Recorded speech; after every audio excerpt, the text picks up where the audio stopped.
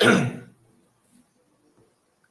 morning, good afternoon, good evening. This is Alan Burgos from the hashtag Walk with Lan channel. Welcome and welcome back to our channel. Guys, if you are not yet subscribed to our channel, please do it so now so that you can be a part of this growing family. Officially, we are now 10,143 subscribers. Thank you so much guys. God bless you all. And syempre, konti na lang po ay magto-20,000 subscribers milestone na tayo. Maraming salamat po sa inyong lahat.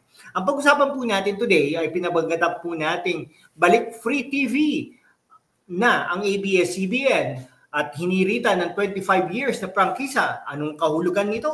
Yan. Okay, kayo mag-comment po kayo dyan kung sunada niyo po bang bumalik ang ABS-CBN Channel 2 at magkaroon ng prangkisa na 25 years na sinusulong ng mga kongresista ngayon. Yan, ha? Balik free TV na, 25 years franchise sought for ABS-CBN, no? Ang nagsusulong po nito ay walang iba kung hindi si Albay Representative Joey Salceda, na tatakbo yata bilang gobernador ng Albay, ay nag-file ng measure to grant 25-year franchise sa ABS-CBN, reviving hopes that the once dominant media giant would soon return to free television. Bakit ganon?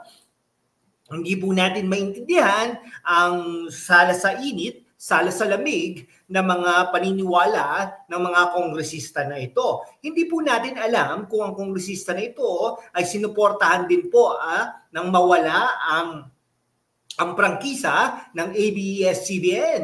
In filing House Bill 11252, Salceda, the chairman of the House Ways and Means Committee, ay sabi niya ay talagang he is seeking the reconsideration of Congress failure to renew ABS-CBN franchise in 2020. No? Magkano kaya?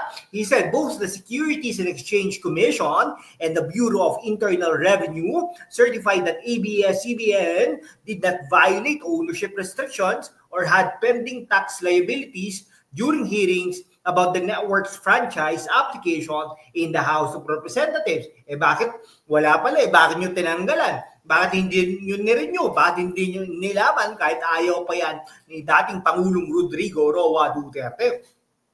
Given the merits of renewing the franchise, as well as the clarification made by the government agencies over certain allegations against the grantee, this representation, abogado ka na ba ng ABS-CBN? Urges Congress to consider the non-renewal of the franchise by the previous Congress. Ako naman, kahit naman siguro magkaroon ng franchise, okay lang.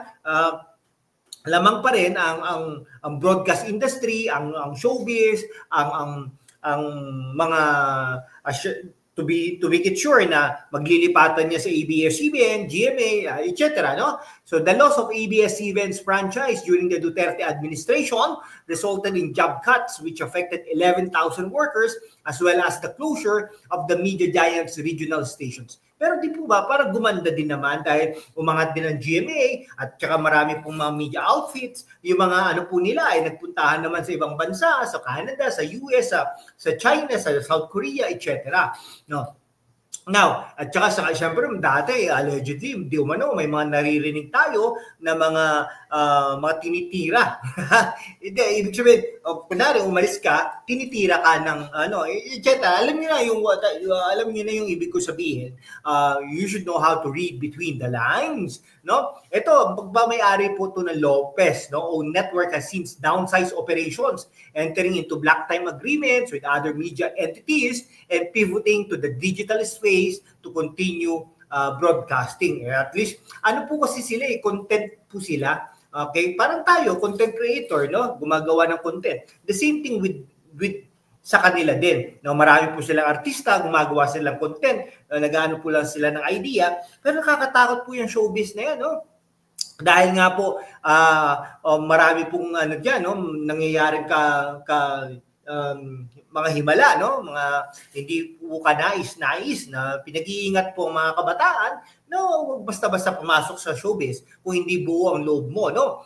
Syempre from time to time, iba-iba ang partner mo, di ba? Parang gano'n, no, na-develop ka, no?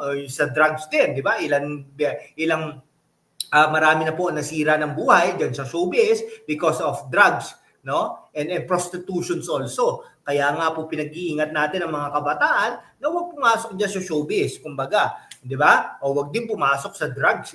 Marami po mga drug addicts dyan, marami din po mga drug pushers dyan.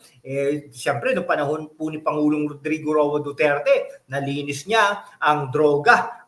Kaya po pinag-iingat po ang lahat para dun sa mga droga-droga na yan. Huwag po kayo magdodroga dahil ikasisira po ng buhay nyo.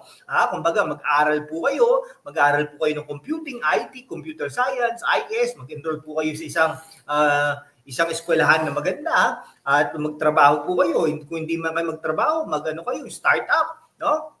Kaya minsan pumasok kayo sa politika para mapagsilbihan nyo ang ating bayan. Kung hindi naman, edi yung skills nyo, no? Pumunta kayo abroad, etc. No? Mag-Canada kayo, etc. No? Mag-US kayo. Kung ano-ano pa para naman iginhawa ng o kaya di kayo magtanim kayo ng kamote, magtanim kayo ng mga gulay-gulay, no? Para naman may makain kayo, something like that, no? Ipamigay niyo sa mga kapitbahay, ipamigay niyo sa mga katrabaho niyo, no? Wag po natin iaasa sa showbiz lang, no? Sa ABS-CBN. Alam niyo, content yan At least meron na silang Vice Ganda. Nakakapag-discover sila, no? Pero tanungin mo yan si Vice Ganda. Kung may lang yan, hindi niya papasukin niya ang showbiz, pero malaki pong kitaan dyan, no? Alam niyo po ba, yung mga banda-banda, 1 milyon yan, isang gabi, no? Kung wala ka 1 milyon para ipambayad yan, isang ka kukuha. Pero syempre, pag hindi ka naman kumuha niyan, hindi ka naman dudumugi. Kung magkakampanya ka, ano ang gagawin mo sa buhay mo? Nakuha niyo po ba? Ako, pabor naman ako dyan. Kung 25 years, kung okay lang. Pero alam niyo, politika yan Politika talaga yan. Pero syempre, sana magbayad sila ng tax, no? Sana